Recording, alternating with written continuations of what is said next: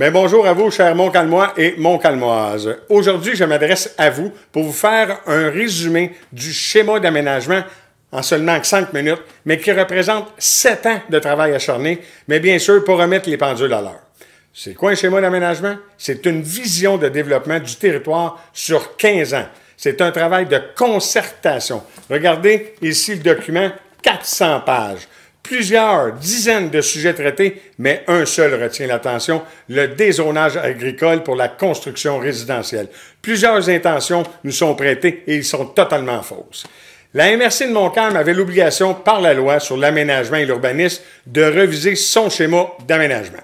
Après des années de discussion, on a réussi à faire un consensus entre tous les maires et mairesses de la MRC de Montcalm et tous les ministères concernés sur le schéma revisé.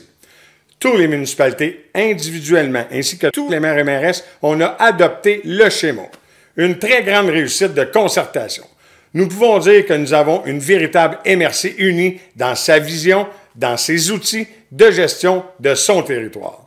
La révision du schéma d'aménagement a été beaucoup plus qu'une réponse à une obligation. Cela a été une opportunité de se donner une vision commune de ce qu'on veut que notre territoire devienne, de la façon de le développer. Ce qu'on a voulu faire, c'est permettre à notre population d'avoir un milieu de vie bien équilibré, répondant à ses réelles aspirations et besoins. Nous avons voulu répondre aux besoins de nos familles actuelles, futures, nos aînés et de nos jeunes.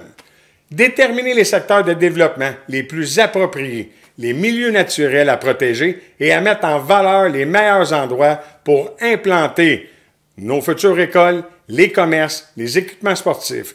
Le tout, bien sûr, en protégeant notre agriculture. On est un ADN dans Montcalm, l'agriculture.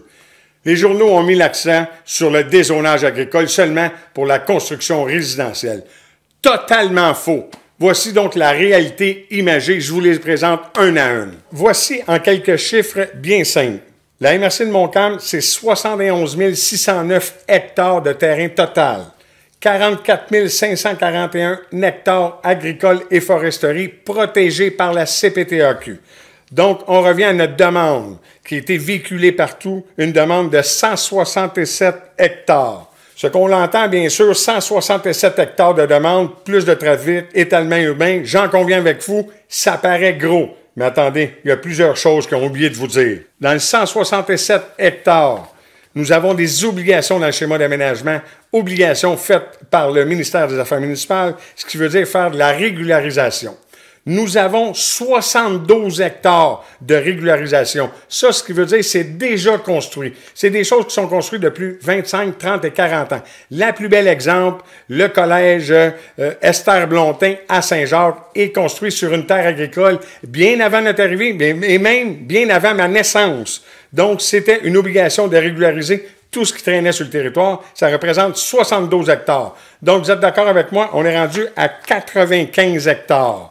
Donc, la réelle demande, c'est 95 hectares. On enlève 30 hectares pour le parc industriel. Pourquoi le parc industriel? On veut créer de la richesse chez nous. On veut faire de la création d'emplois. On veut que les gens travaillent chez nous. Et en plus, nous allons réduire les gaz à effet de serre pour garder les gens chez nous.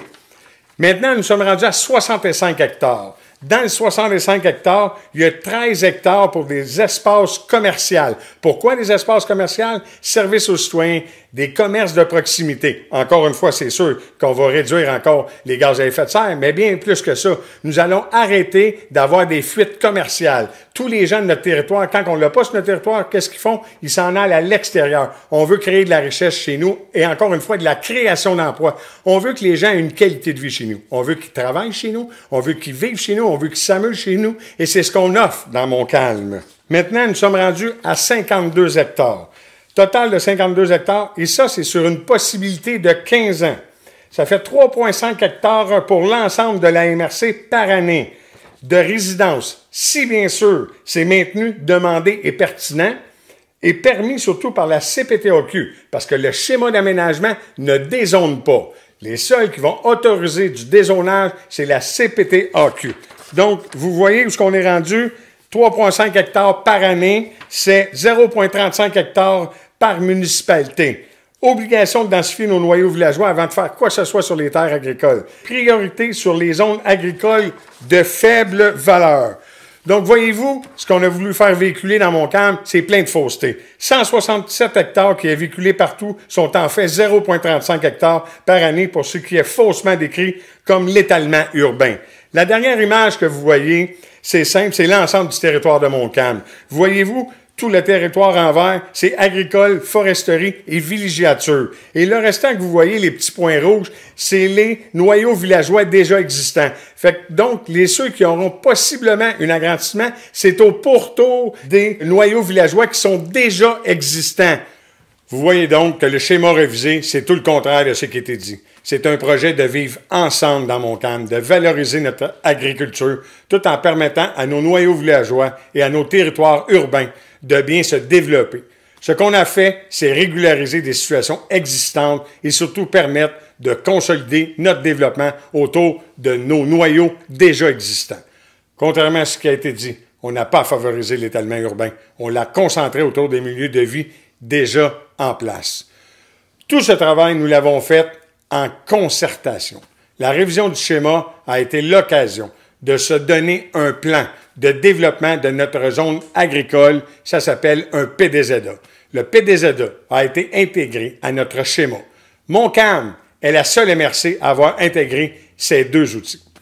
L'agriculture est notre richesse, notre ADN. On veut la maintenir et l'encourager. On s'est donné une vision qui favorise notre double personnalité. Un milieu de vie, bien sûr, attrayant et accessible pour toutes les familles dans une atmosphère champêtre, respectueux de l'agriculture et de nos agriculteurs. Le gouvernement a reconnu ses efforts de planification de la mise en valeur de notre territoire. Notre schéma révisé, c'est une vision de développement sur 15 ans. Seule la CPTAQ peut autoriser le dézonage, pas le schéma. Nous nous sommes donné un outil indispensable pour nous assurer que notre population vivra dans un milieu de vie durable, parfaitement capable de faire face aux défis du 21e siècle. L'objectif est d'en faire un développement cohérent du territoire. Respect des terres agricoles, c'est bien sûr important. Le respect de l'environnement et le respect des besoins des municipalités pour assurer les services, bien sûr, à chacun de nos citoyens montcalmois, montcalmoises. La conclusion, le schéma est bon pour tous. Ne nous laissons pas nous appauvrir et surtout ne pas se faire dicter la marche à suivre par la CMN. Je vous en parlerai bientôt. C'est de nous faire contribuer à leurs difficultés financières. Nous avons le droit de rêver d'avoir une MRC prospère et riche de ses valeurs. Merci de votre écoute. Merci à vous. Le 7 novembre, c'est un rendez-vous.